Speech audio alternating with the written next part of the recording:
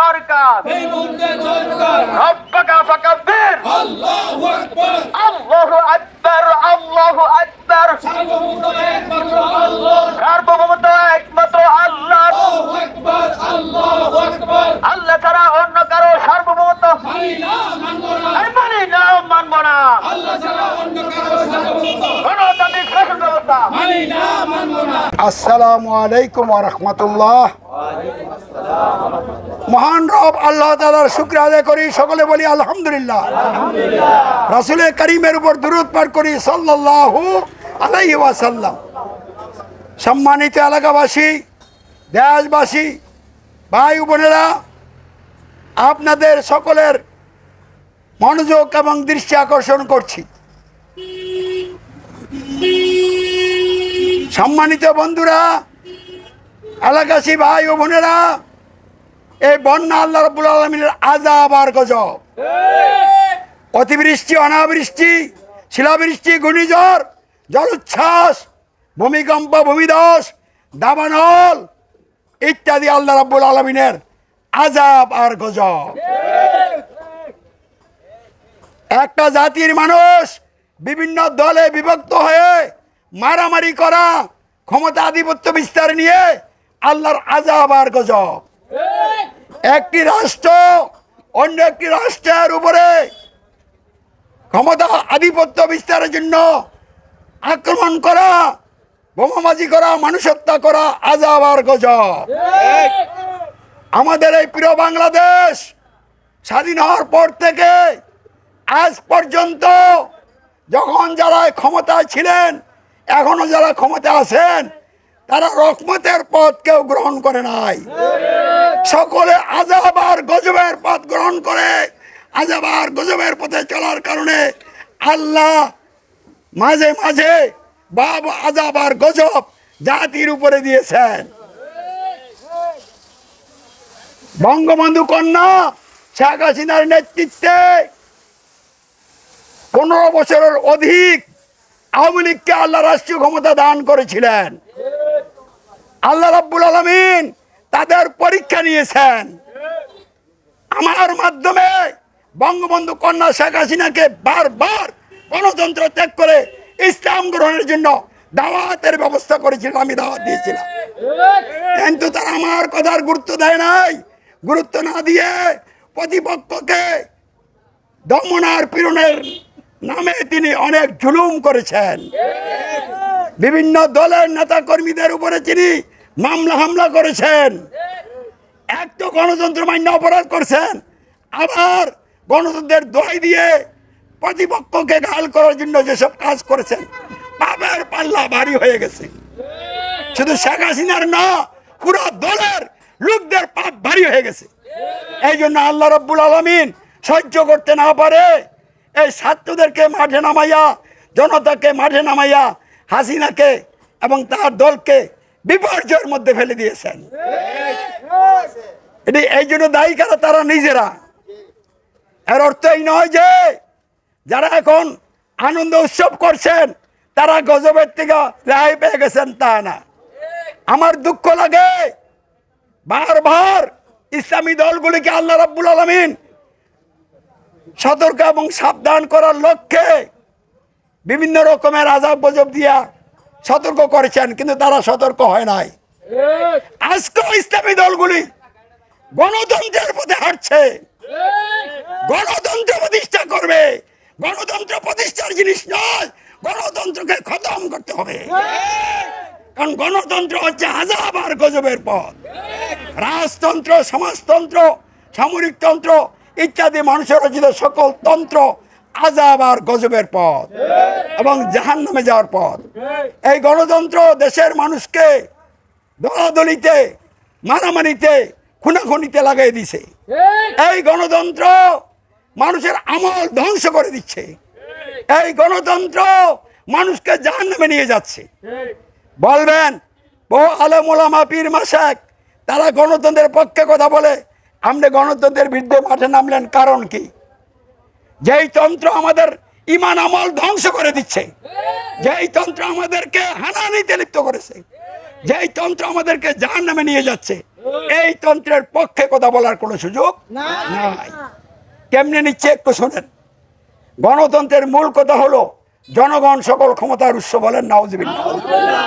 পবিত্র আল কোরআন বলছে আন্নাল কুওয়াতা লিল্লাহি জামিয়া, সকল ক্ষমতার উৎস মালিক হচ্ছেন আল্লাহ।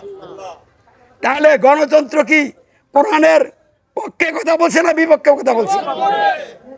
তাহলে গণতন্ত্র ডাইরেক্ট আল্লাহর দেওয়া পরিপূর্ণ কল্যাণকর সংবিধানের বিভিন্ন আয়াতের উপরে আক্রমণ করেছে। কোরআন বলছে ইনিল হুকমু ইল্লা লিল্লাহ, হুকুম দেওয়ার অধিকার, আইন দেওয়ার অধিকার একমাত্র আল্লাহর। এই গণতন্ত্রে এমপির আইন বানায়। তাহলে আইনের অধিকার ভোটের মাধ্যমে এমপিদের হাতে তুলে দেওয়া হয়েছে, আর শাসন কর্তৃত্ব সরকারের হাতে তুলে দেওয়া হয়েছে। বন্ধুরা আমার, পবিত্র কোরআনের পাতায় পাতায় প্রতিটি সূরায় আল্লাহ বলছেন আমি আল্লাহই সকল ক্ষমতার মালিক, আইন বিধানদাতা, শাসনকর্তা। আমি ওই তোমাদের ইবাদত পাওয়ার অধিকারী সত্তা, দাসত্ব আমার করতে হবে, আনুগত্য আমার করতে হবে। আর আমি নেতা ঠিক করে দিয়েছি কিয়ামত পর্যন্ত শর্তহীনভাবে হযরত মুহাম্মদ সাল্লামকে তার আনুগত্য করতে হবে নীতিগতভাবে, আদর্শগতভাবে। আর তার অবর্তমানে যেই নেতা কোরআন সুন্নাহর কাছে নিজেকে বন্দী করে কোরআন সুন্নাহর অধীনে থেকে কোরআন সুন্নাহ দিয়া নেতৃত্ব দিবে, ওই নেতার আনুগত্য করবে, তাইলে আমার আনুগত্য করা হবে। এগুলো কোরআনের মৌলিক কথা। তো গণতন্ত্রের মাধ্যমে সকল ক্ষমতার মালিক জনগণ, আইনদাতা এমপিগণ, শাসনকর্তা মন্ত্রীগণ। তাহলে আল্লাহকে রব মানা হলো না অমান্য করা হলো? এই রব অমান্য করা হলো, আর তোকে আল্লাহকে ক্ষমতার মালিক, আইন বিধানদাতা, শাসনকর্তা মানা হলো না, এটি আল্লাহকে রব অমান্য করা। আর মানুষকে ক্ষমতার মালিক, আইন বিধানদাতা, শাসনকর্তা মানার অর্থ হলো মানুষকে রব মানা। তাহলে দেশ এবং জাতির মানুষ গণতন্ত্র গ্রহণ করে মেনে নিয়ে আল্লাহকে রব অমান্য করে মানুষকে রব গ্রহণ করে মহান রবের সাথে কুফরি এবং শিরকে লিপ্ত হয়েছে। এই গণতন্ত্রের সংবিধান দিয়ে রাষ্ট্র চলছে। যদি অফিস আদালতে কর্মক্ষেত্রে আপনি মানুষের আইন পালন করেন, আল্লাহর ইবাদত হয় না, মানুষের ইবাদত হয়। আল্লাহ ইলাহা না হয়ে মানুষ ইলাহা হয়ে যায়। তাহলে আল্লাহকে ইলাহাবাদ দিচ্ছেন, মানুষকে ইলাহা গ্রহণ করছেন, এটাও কুফরি করেছেন গণতন্ত্রের মাধ্যমে। 3 নম্বরে সমাজ এবং রাষ্ট্রগ্রহণ পরিচালনায় মানুষের আইন যারা নেতা হয়, সরকার হয়, অফিস আদালত তারা চালায়, তাদের অনুসরণ করা লাগে। তাহলে কোন নেতার অনুসরণ করলেন? আবু জাহেলের সিল যেই নেতার গায়ে লাগ যায় আপনি ওই নেতার অনুসরণ করলেন। এই অন্তর্বর্তীকালীন সরকারও আবু জাহেলের অনুসারী সরকার। অতীতের সব সরকার আবু জাহেল, ফেরাউন, নমরুদের অনুসারী সরকার, সব অবৈধ সরকার। আপনারা কি মনে করেন অন্তর্বর্তীকালীন সরকার বৈধ? অবৈধ। আমেরিকার সরকার অবৈধ, পাকিস্তানের সরকার অবৈধ, সৌদি আরবের সরকার অবৈধ, হিন্দুস্তানের সরকার অবৈধ, পৃথিবীর প্রতিটি রাষ্ট্রের সরকার অবৈধ সরকার। বৈধ আর অবৈধ কেমনে হয় জানেন? যেই সরকার আল্লাহকে ক্ষমতার মালিক, আইন বিধানদাতা, শাসনকর্তা মেনে নিয়ে আল্লাহর দেওয়া সংবিধান আর কোন আইন দিয়ে নেতৃত্ব দিবে, রাষ্ট্র চালাবে, তারা বৈধ সরকার। তাহলে পৃথিবীর কোন একটি সরকার কি আল কোরআনকে রাষ্ট্রীয় জীবনে সংবিধান হিসেবে গ্রহণ করে সকল ধর্মের লোকদেরকে যার যার ধর্মবর্ণের সুখ দিয়ে রাষ্ট্র গঠন এবং পরিচালনা করছে? তাহলে সব অবৈধ। তাহলে অবৈধ সরকারের আনুগত্য যারা করে তারা অবৈধ। তাহলে গণতন্ত্রের অধীনে বন্দী হয়ে আল্লাহর আযাব গজবের শিকার হয়েছেন। এই জন্য বহু রকমের আযাব গজব জাতিকে গ্রাস করেছে। আপনারা যদি মনে করেন শেখ হাসিনা জালেম সরকার বিদায় হয়ে গেছে, গণতন্ত্রে আপনারা শান্তিতে বসবাস করতে পারবেন? পারবেন না। সামনে আরো বড় আযাব গজব আসবে। এই জন্য ইসলামী দলগুলিকে আমি সাবধান করছি, সতর্ক করছি। এত বছর পর্যন্ত গণতন্ত্রের সাথে ছিলেন, গণতন্ত্রের দালালি করেছেন। এইবার গণতন্ত্রের দালালি বাদ দেন, গণতন্ত্র ত্যাগ করেন, ডাইরেক্ট গণতন্ত্রের বিরুদ্ধে রাজপথে নামেন।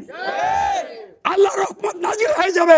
সারা পৃথিবীর সকল শক্তি, সকল অস্ত্র, আণবিক বোমা, রাসায়নিক বোমা তছনছ হয়ে যাবে ইমানের বোমার কাছে।